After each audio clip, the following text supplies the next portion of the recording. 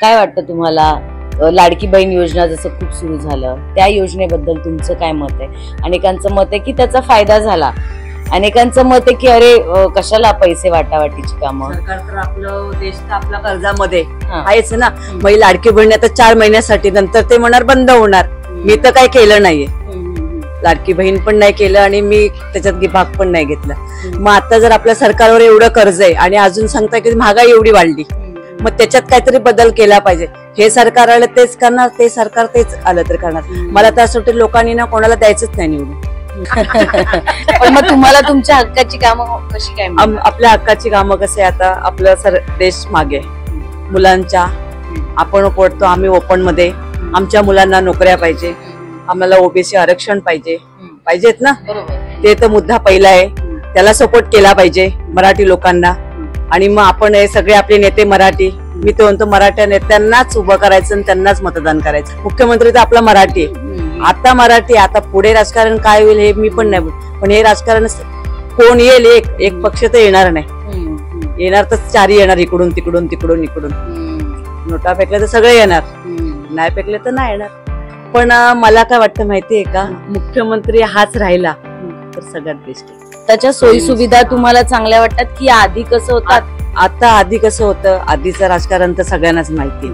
आता ह्याने केलंय लाडकी बहीण, अजून लोकांना मोदींनी एसटीचे बायकांना पास वगैरे, आपण त्याच्यात बसत नाही अजून. 60 वर्षानंतरच आम्ही बसणार, म्हणजे 10 वर्ष अजून आम्हाला 12 वर्ष वाट बघावी लागणार आहे.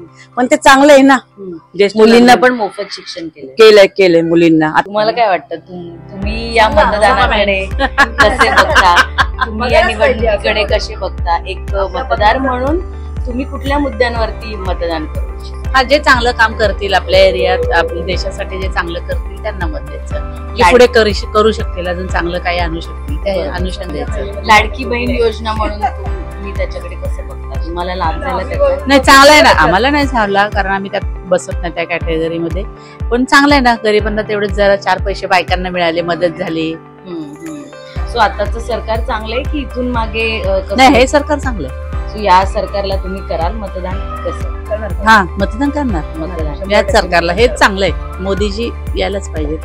महिला सुरक्षेच्या बाबतीत आपल्या थोडं कडक रूल झाले पाहिजेत, रूल झाले पाहिजेत आणि ते रूल प्रमाणे वागले पाहिजेत सगळे.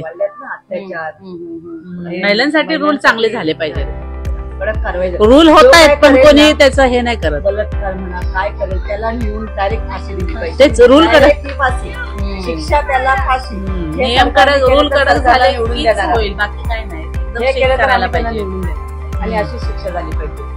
तर लहान लहान मुली येतात, किती अत्याचार, ते कल्याणचं झालं, त्या कुठलं हे इथलं झालं आपलं उरणचं, बदलापूरचं, मग जवळच येत ना आपल्या सगळे. ते सगळं आणि पाहिजे.